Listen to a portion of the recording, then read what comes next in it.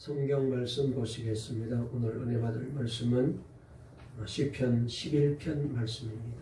약성경 810페이지에 있는 말씀, 시편 11편 1절 말씀부터 7절까지 우리 다 같이 함께 말씀을 읽겠습니다. 시편 11편. 우리 영상으로 예배 드리는 분도 함께 말씀을 읽겠습니다. 다 같이 1절부터 함께 읽겠습니다. 시작. 내가 여호와께 비하였거늘 너희가 내 영혼에게 새같이 내 산으로 도망하라 하면 어찌함인가. 악인이 활을 당기고 화살을 시위에 머금이여 마음이 바른 자를 어두운 데서 쏘려 하는도다. 터가 무너지면 의인이 무엇을 하랴. 여호와께서는 그의 성전에 계시고 여호와의 보좌는 하늘에 있음이여 그의 눈이 인생을 통촉하시고 그의 안목이 그들을 감찰하시도다. 여호와는 의인을 감찰하시고 악인과 폭력을 좋아하는 자를 마음에 미워하시도다. 악인에게 그물을 던지시리니 불과 여왕과 태우는 바람이 그들의 잔의 소득이 되리로다. 여호와는 의로우사 의로운 일을 좋아하시나니 정직한 자는 그의 얼굴을 배우리로다. 아멘. 할렐루야. 감사합니다. 우리 장로님 기도하신 대로 마침내 비가 와서 좀 만물이 소생하는 그런 좋은 때를 맞이한 것 같습니다. 특별히 비가 꼭 필요했던 것은 산불을 아무리 꺼도 안 되는데 이 비가 오게 되면은 아무래도 진화가 좀 속히 이루어질 것 같은데 꼭 그렇게 되어서 더 이상 피해가 나지 않았으면 좋겠습니다. 오늘 이 시간 다시 한번 가물어 메마른 땅에 담비를 내리신 하나님께서 우리의 심령에도 성령의 담비, 말씀의 담비, 은혜의 담비를 내려주실 줄로 믿습니다. 우리 다 같이 옆에 있는 분과 한번 인사를 나누실까요? 오늘 또 말씀으로 은혜 받으세요. 말씀의 담비가 내리기를 원합니다. 심령이 회복되시기 바랍니다. 믿음이 회복되시기 바랍니다. 아멘. 오늘 설교 제목 한번 따라해 보실까요? 믿어지면 어떤 시험도 이깁니다. 계속해서 비슷한 말씀을 계속 드리고 있습니다. 그런데 여러분들이 혹시라도 조금 지겹다 할 정도로 거의 비슷한 말씀이 계속 반복되고 있는데, 지난 시간에는 환난을 이기는 믿음에 대해서 말씀을 드렸잖아요. 오늘은 믿어지면 어떤 시험도 이깁니다. 이 제목으로 말씀을 전하려고 합니다. 다시 한번 제목을 따라해 보실까요? 믿어지면 어떤 시험도 이깁니다. 믿어지면 어떤 시험도 이깁니다. 여러분, 오늘 우리가 말씀을 읽었는데 읽은 말씀 중에 유난히 눈에 띄는 구절이 있었습니까? 아마 그냥 읽었으면 잘 이해가 안 될 터인데 조금 관심을 가지고 말씀을 읽어보신 분들에게는 어떤 한 구절이 눈에 띄는 구절이 있었을 거예요. 바로 그 구절은 오늘 3절 말씀이라고 말씀을 드릴 수 있겠습니다. 우리 다 같이 한번 3절을 한번 읽어볼까요? 시작. 터가 무너지면 의인이 무엇을 하랴 그랬습니다. 터가 무너지면 의인은 무엇을 할까? 여기 터가 무너진다는 말이 중요한 말입니다. 여러분, 이 말이 무슨 뜻일까요? 우리가 잘 이해하고 계시겠지만은 한마디로 말하면 삶의 기반이 무너진다는 그런 뜻 아니겠어요? 이젠 끝났구나. 이제는 방법이 없어. 이제는 살아갈 길이 없어. 차라리 죽는 게 낫다. 이런 절망적인 상황, 희망이 전혀 보이지 않는 이런 상황을 우리가 두고 말할 때에 터가 무너졌다라고 말하게 됩니다. 아마도 지금 삼척과 울진과 동해에서 산불로 삶의 터전이 한순간에 잿더미로 변해버린 그런 우리 이재민들, 아마 울고 계시는 우리 이재민들의 마음이 이런 마음이 아닐까 생각을 해보게 됩니다. 병원에서 불치의 병이라는 진단을 받았을 때 더 이상 치료 방법이 없습니다. 약이 없습니다. 우리가 할 수 있는 방법이 없습니다라는 말을 들었을 때, 사랑하는 가족을 잃었을 때, 또 평생의 사업이 망하여 다 물거품이 되었을 때, 또 나라의 공정과 정의가 흔들릴 때에 나라의 터가 무너지는 경험을 우리 모두가 하게 되는 것입니다. 2절 말씀을 보시면 시편 저자인 다윗은 바르게 살려고 애를 쓰는데도 중상모략을 당하게 되고, 거다가 오늘 여기 말씀해 보니까 어두운 데 숨어서 그를 해치려는 사람들이 화를 당기고 있다, 이렇게 고백하고 있잖아요. 여러분, 이럴 때는 어떻게 해야 됩니까? 내가 바르게 살려고 애를 쓰는데, 하나님 뜻대로 바르게 살려고 애를 쓰는데, 그런데 오히려 점점 상황이 어려워지고 있습니다. 심지어 자기를 죽이려고 숨어서 화살을 당기는 사람이 있다는 거예요. 이럴 때 어떻게 해야 됩니까? 다윗은 여기에서 아주 중요한 얘기를 우리에게 합니다. 이런 어려움이 있을 때, 이렇게 삶의 터가 무너지는 이런 어려움을 당하게 될 때에 우리가 할 수 있는 유일한 방법은 여호와께로 피해야 된다라고 말씀을 우리에게 가르쳐 주고 있습니다. 한번 따라해 보실까요? 여호와께로 피해야 됩니다. 아멘. 왜 그럴까요? 4절에 우리 한번 말씀을 읽어볼까요? 4절 말씀 시작. 여호와께서는 그의 성전에 계시고 여호와의 보좌는 하늘에 있으며 그의 눈이 인생을 통촉하시고 그의 안목이 그들을 감찰하시도다. 그렇기 때문에 하나님께로 피해야 된다는 거예요. 5절 말씀도 읽어볼까요? 시작. 여호와는 의인을 감찰하시고 악인과 폭력을 좋아하는 자를 마음에 미워하시도다 그랬습니다. 하나님께서는 의인은 지켜보시지만은 악인은 미워하신다는 거예요. 그렇기 때문에 하나님께로 피해야 된다는 거예요. 6절 말씀도 읽어볼까요? 악인에게 그물을 던지시리니 불과 유황과 태우는 바람이 그들의 잔의 소득이 되리로다 그랬습니다. 하나님께서는 악인에게 그물을 던져 사로잡으시고 불과 유황 바람으로 그들을 징계하시기 때문에, 그러므로 이때 우리는 하나님께 피해야 된다는 거예요. 그리고 마지막 7절 때 읽어볼까요? 시작. 여호와는 의로우사 의로운 일을 좋아하시나니 정직한 자는 그의 얼굴을 배우리로다. 하나님은 의로우시기 때문에 의로운 일을 좋아하신다. 그러므로 의로운 자를 하나님이 반드시 지켜주신다고 말씀하고 있습니다.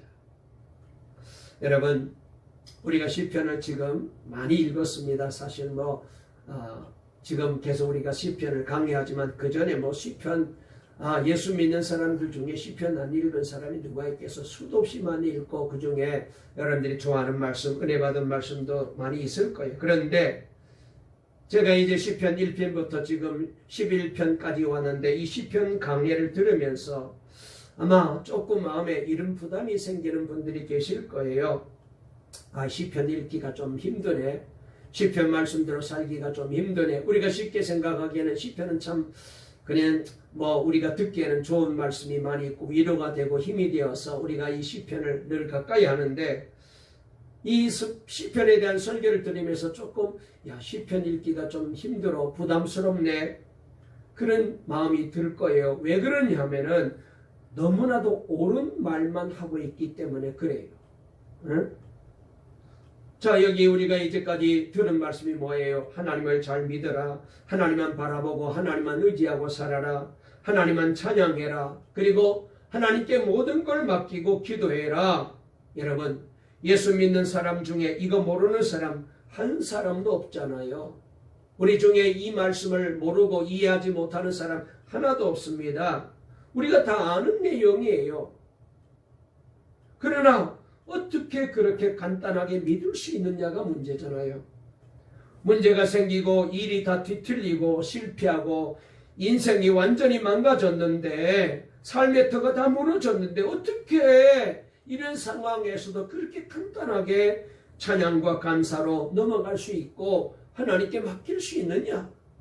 걱정이 태산 같고 염려, 걱정, 근심이 정말로 태산같이 밀려있는데 어떻게 그런데도 그냥 하나님께 맡기면 되지, 믿고 감사하면 되지, 기도하면 되지, 이렇게 믿을 수 있느냐? 그 말이에요. 오히려 시편 11편에 나오는 세상 사람들의 말이 더 귀에 솔깃하게 들어와요. 자, 뭐라고 말하고 있는지 볼까요? 우리 다시 한번 1절로 돌아가서 한번 읽어볼까요? 1절 시작. 내가 여호와께 피하였거늘 너희가 내 영혼에게 새같이 내 산으로 도망하라 하면 어찌함인가 그랬습니다. 자, 여기 이 말씀은 뭐예요? 터가 무너지는 위기를 당하니 모든 사람들이 다 하는 말이 야 빨리 도망가. 지금 어떤 길이 의로운가, 어떤 길이 선한 길인가, 하나님이 원하시는 길이 무엇인가, 그런 한가한 소리가 할 때 아니야. 그런 때가 지금 아니야. 일단 살고 봐야지, 도망가야지, 피해야지. 안 믿는 사람들이 다윗에게 이런 말을 합니다. 이 말이 더 귀에 솔깃하게 들어오죠. 여기서 너희는 다윗의 주변 사람들일 수도 있고 아니면은 다윗이 자신의 내면의 목소리일 수도 있습니다.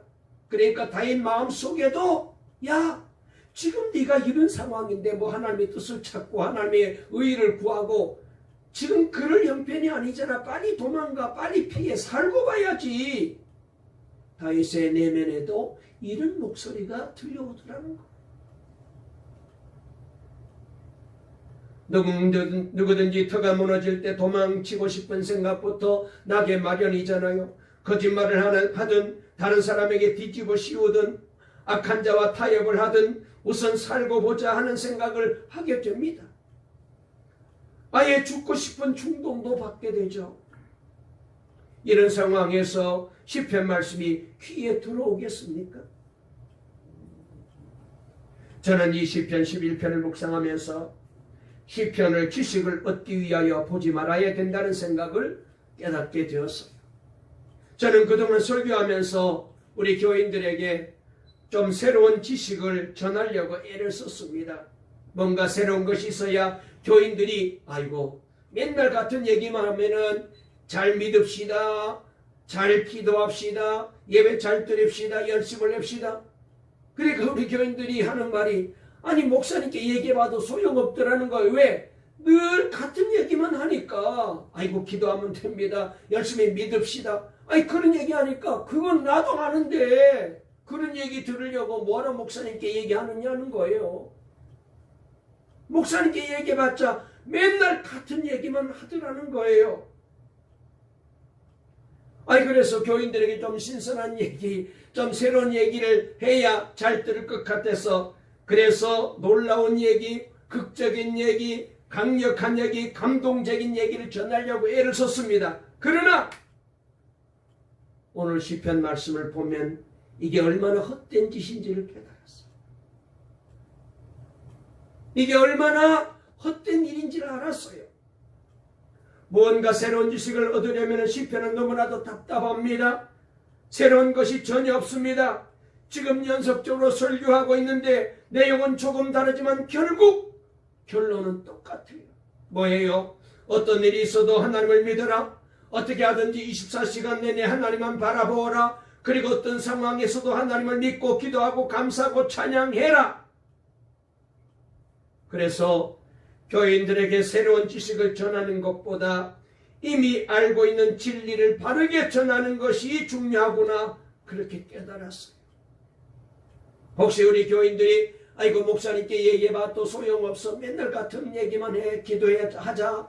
그 다음에 뭐 열심을 내자. 열심히 예배드리자. 말씀에 순종하자. 그런 얘기만 하더라. 그래도 저는 이제 내 마음을 바꾸지 않을 거예요. 시편 11편에서 우리가 관심을 가져야 할 것은 다윗은 어떻게 터가 무너지는 위기에 처하고도 어떻게 하나님을 그렇게 믿을 수 있었느냐는 것. 어떻게 다윗은 터가 무너지는 순간에도 하나님만을 믿고 고백하고 찬양할 수 있었을까요? 그것도 한두 번도 아니고 우리가 보기에도 지겨울 정도로 그렇게 모든 상황에서 하나님을 믿고 고백하고 찬양할 수 있는 것일까요? 여러분, 우리가 예수를 믿게 되면 하나님의 사랑이라든지 임마누엘의 예수님이라든지 성령의 역사, 하나님의 나라와 영생, 기도의 축복, 이런 엄청난 진리를, 이런 복음을 우리도 모르는 것이 아닙니다. 문제는 정말 믿어지지 않고 누려지지 않으니 예수 믿고도 거짓말하고 죄와 타협하고 미워하고 싸우고 두려워하고 염려하고 근심 걱정하며 사는 것 아니겠어요? 그래서 진짜 위기는요, 터가 무너지는 것이 위기일 것 같은데, 그런데 오늘 말씀을 보게 되면 이보다 여러분 더 위기가 있습니다. 터가 무너지는 것 같은 어려움이 아니라 진짜 문제는 뭐냐? 진짜 어려움은 뭐냐? 조금만 어려운 일이 닥쳐도 하나님이 믿어지지 않는 게 이게 위기예요. 이게 문제예요.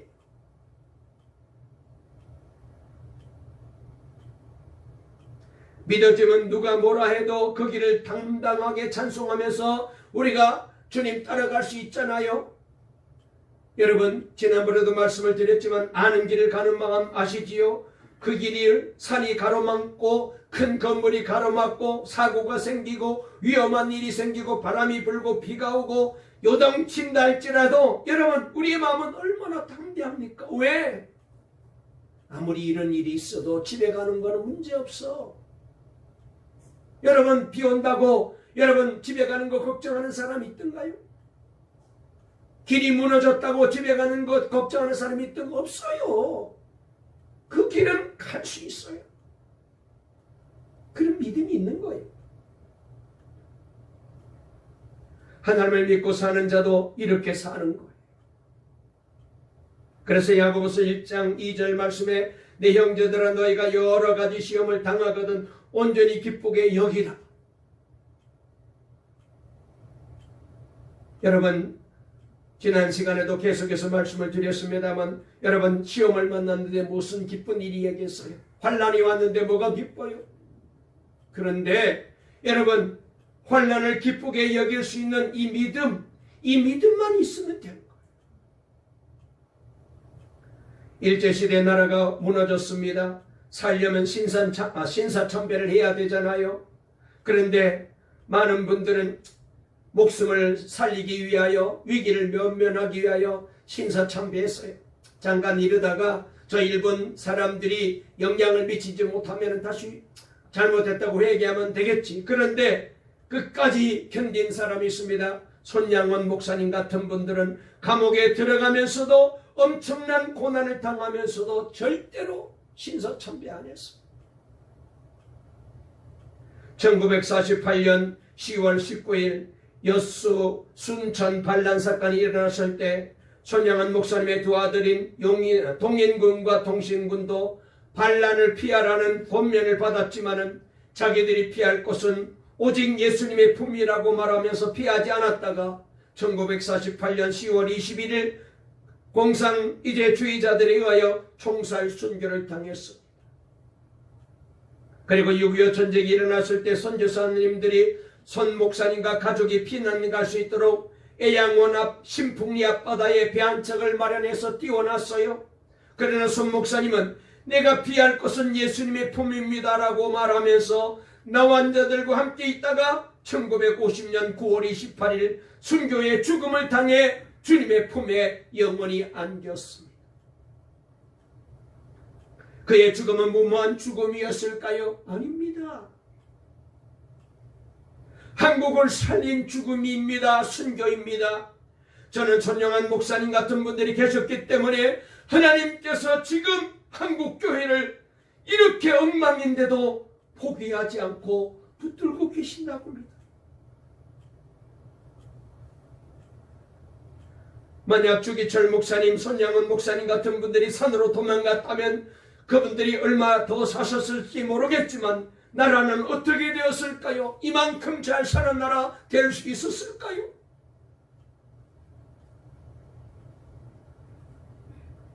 지금 우크라이나의 전쟁이 벌어진 지가 오늘로 14일째를 맞이하고 있습니다.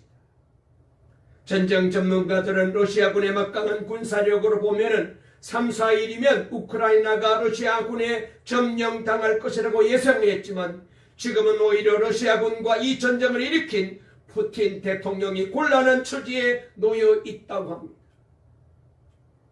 이렇게 된 결정적인 계기는 볼로디미르 젤렌스키 우크라이나 대통령이 피하거나 도망가지 않고 수도 키프에서 결사 항전을 외치고 있고 이 모습을 보고 전 국민들이 믿음으로 똘똘 뭉쳐 러시아 군대와 싸우고 있기 때문이죠.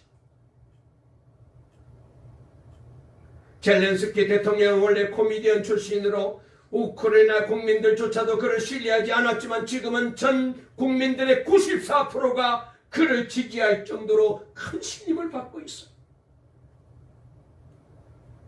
그는 인터넷으로 국민들과 전 세계를 향해 이렇게 연설했습니다. 우리는 무기를 내려놓지 않을 것이며 조국을 지킬 것입니다. 우리의 무기가 우리의 실체입니다. 또 진실은 이곳이 우리의 땅이고 우리의 나라이며 우리의 자식이라는 것입니다.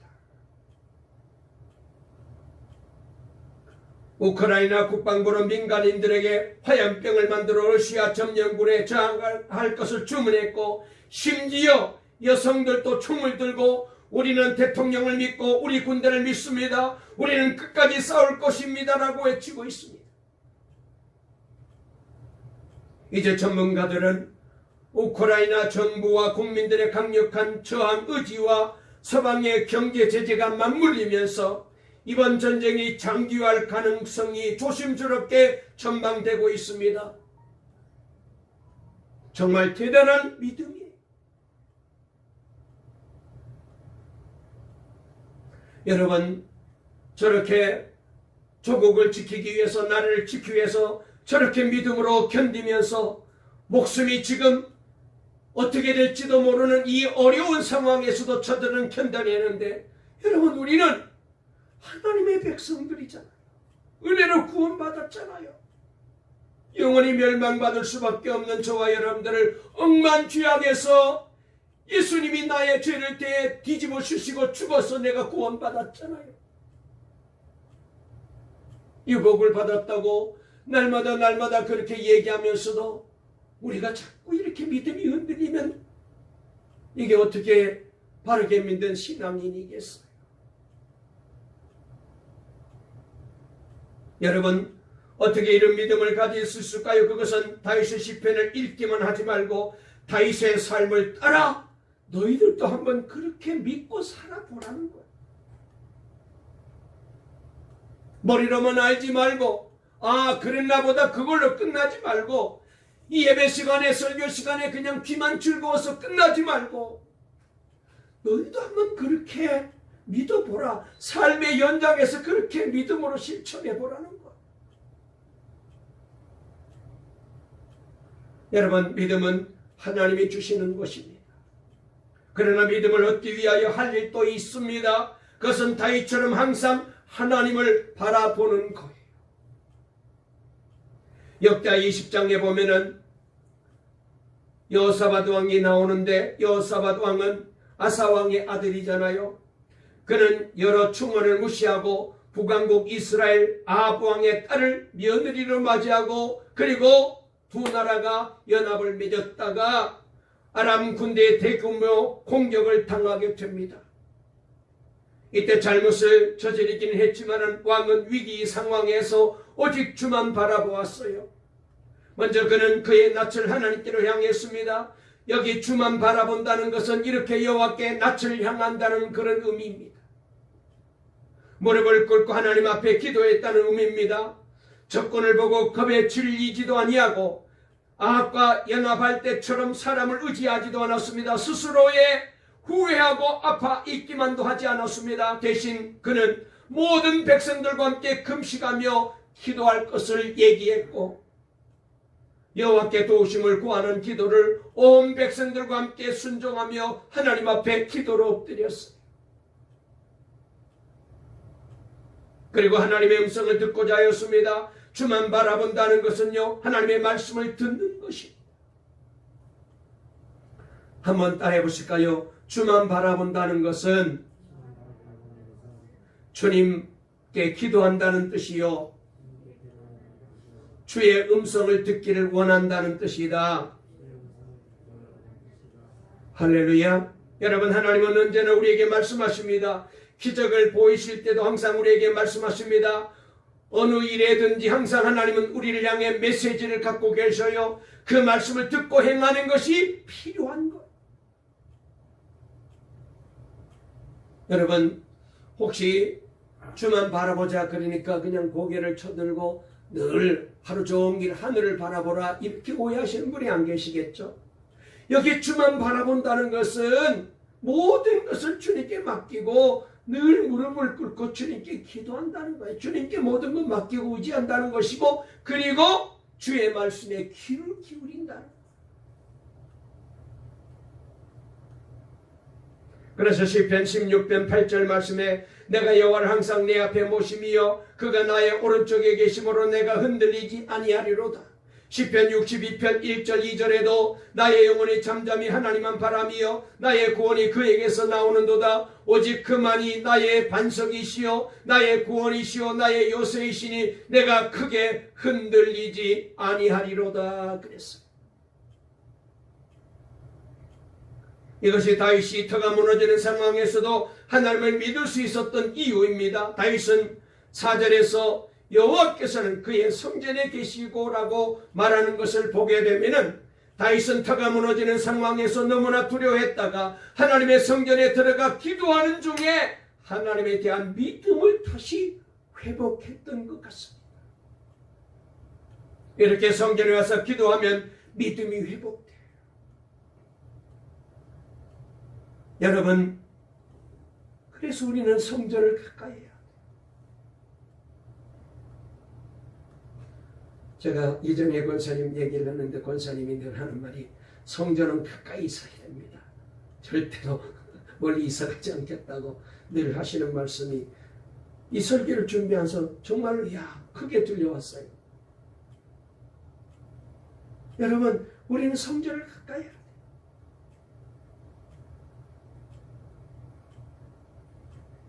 욥기야 7장 12절부터 16절에 이런 말씀이 있습니다. 솔로몬이 성전을 건축하고 난 다음에 하나님 앞에 제사를 드렸는데 그때 하나님이 그 제사를 받으시고 밤에 나타나서 솔로몬에게 이렇게 말씀하십니다. 그에게 이르시되 내가 이미 내 기도를 듣고 이곳을 택하여 내가 제사하는 성전을 삼았으니 혹 내가 하늘을 닫고 비를 내리지 아니하거나 혹 메뚜기들에게 토산을 먹게 하거나 혹 전염병이 내 백성 가운데 유행하게 할 때에 내 이름으로 일컫는 내 백성이 그들의 악한 길에서 떠나 스스로 낮추고 기도하여 내 얼굴을 찾으면 내가 하늘에서 듣고 그들의 죄를 사하고 그들의 땅을 고칠지라. 이제 이곳에서 하는 기도에 내가 눈을 들고 귀를 기울이니 이는 내가 이미 이 성전을 택하고 거룩하게 하여 내 이름을 여기에 영원히 있게 하였음이라. 내 눈과 내 마음이 항상 여기에 있으리라. 여러분, 왜 성전을 가까이 해야 할까요? 성전은 하나님이 택하신 곳입니다. 그리고 하나님께 제사를 드리는 곳입니다. 성전은 하나님의 이름이 영원히 계시고 또 하나님의 눈과 마음이 항상 여기에 있어요.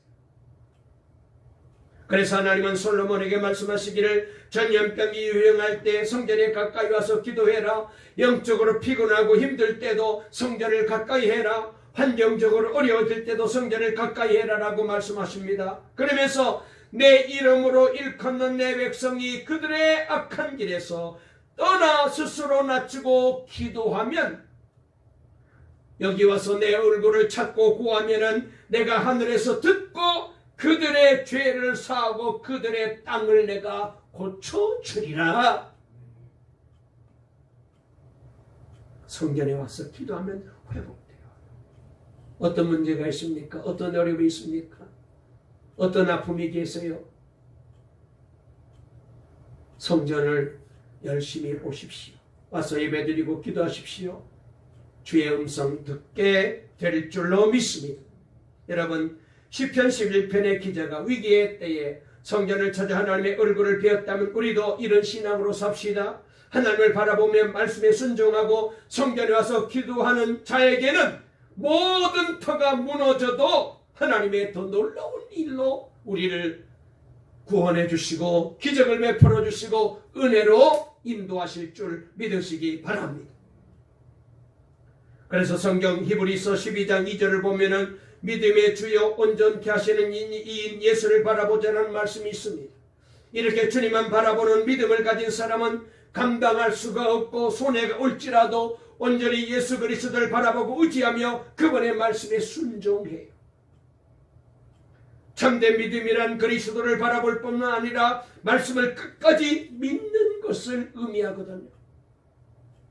그래서 믿음을 가진 사람은 좌절하거나 절망하지 않습니다. 나를 죽인다 해도 포기하지 않고 어떤 고난이나 어떤 손해가 온다 할지라도 그리스도를 바라보며 약속의 말씀을 믿고 찬송하며 나아가는 거예요.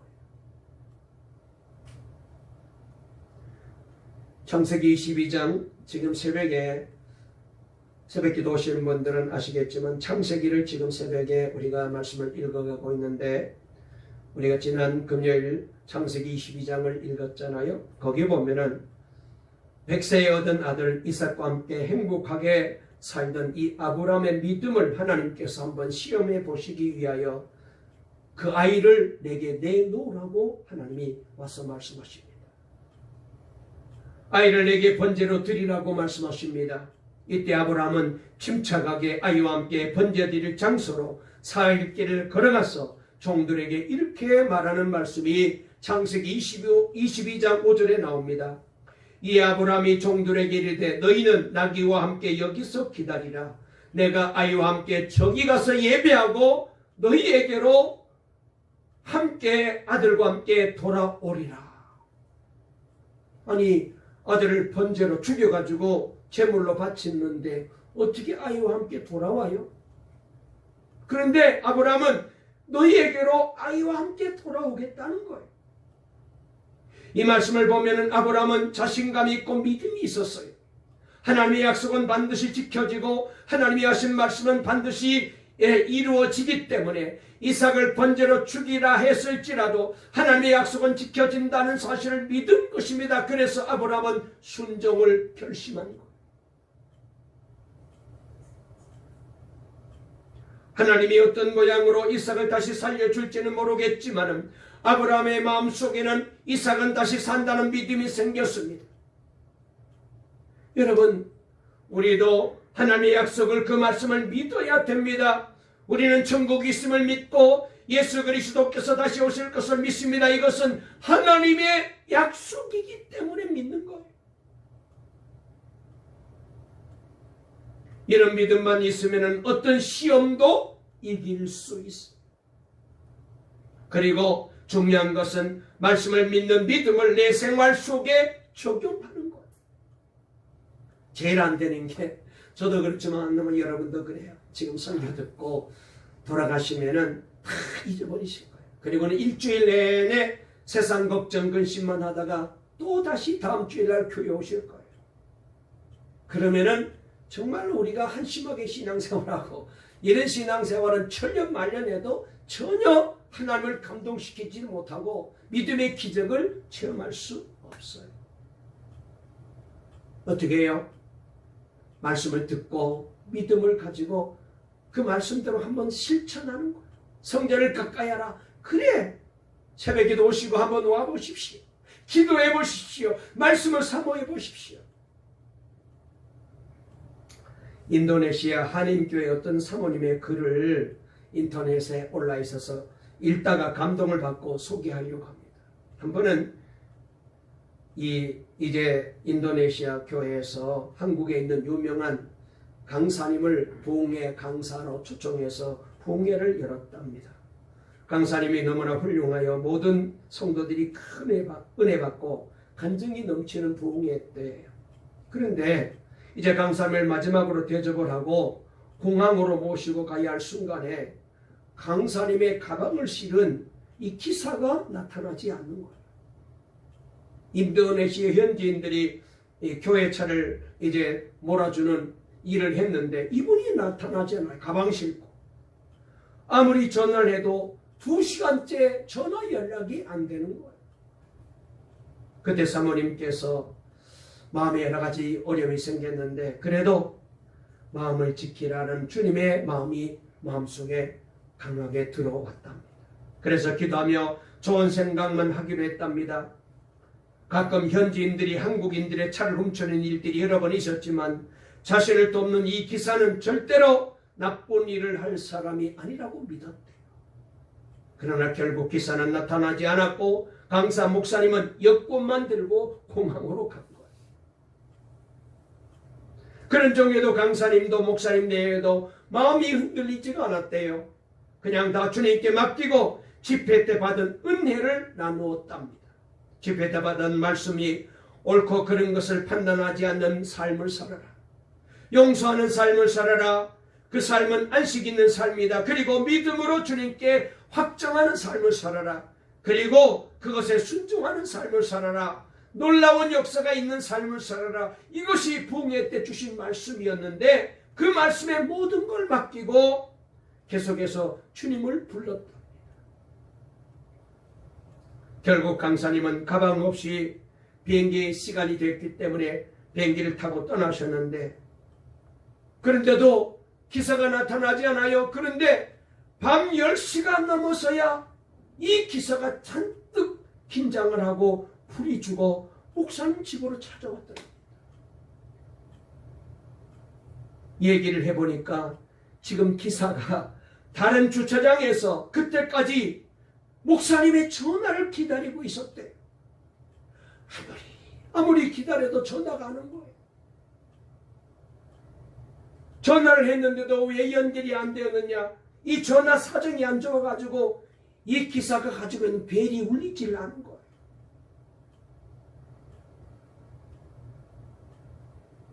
그 순간 그렇게 한없이 기다려주었던 기사가 오히려 고맙게 느껴지며 눈물이 왈칵 쏟아지더랍니다.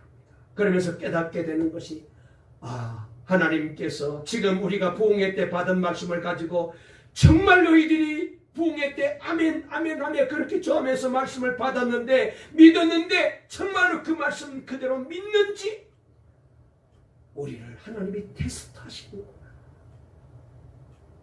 하나님이 우리를 시험하시는구나. 그런 마음이 들더래요.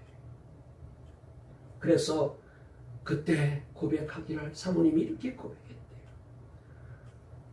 나는 앞으로 어떤 일에도 흔들리지 않고 주님만 믿겠습니다. 말씀만 믿겠습니다. 주님 너무 감사합니다. 그리고 주님 찬양합니다. 주님이 하셨습니다. 아멘. 그리고 편안한 마음으로 잠자리에 들 수 있었다.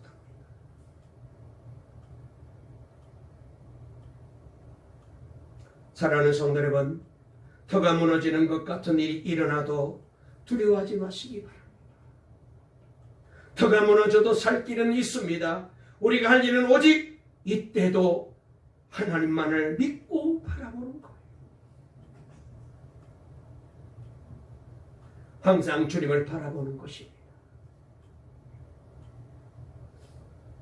우리 교회에는 이런 경험을 했잖아요. 특별히 저의 목회 40년 가까이에 모든 삶이 다 끝장나는 일이 있었잖아요. 우리 장로님들도 권사님들도 집사님들도 우리 청년들도 우리 성도님들도 함께 지금 우리는 주님 바라보고 여기까지 왔어요. 하나님께서 우리에게 이런 믿음을 주신 거예요. 주변에 많은 목사님들이 도대체 목사님 어떻게 이겨냈어요? 나 같았으면 막 손 털고 어쩌면은 그냥 저 시골로 내려가서 완전히 그냥 죽어라도 있을 텐데 어떻게 이기셨어요? 그것도 그냥 거기서 그대로.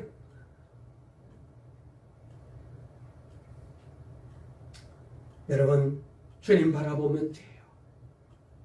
그러면 문제는 끝나는 것입니다.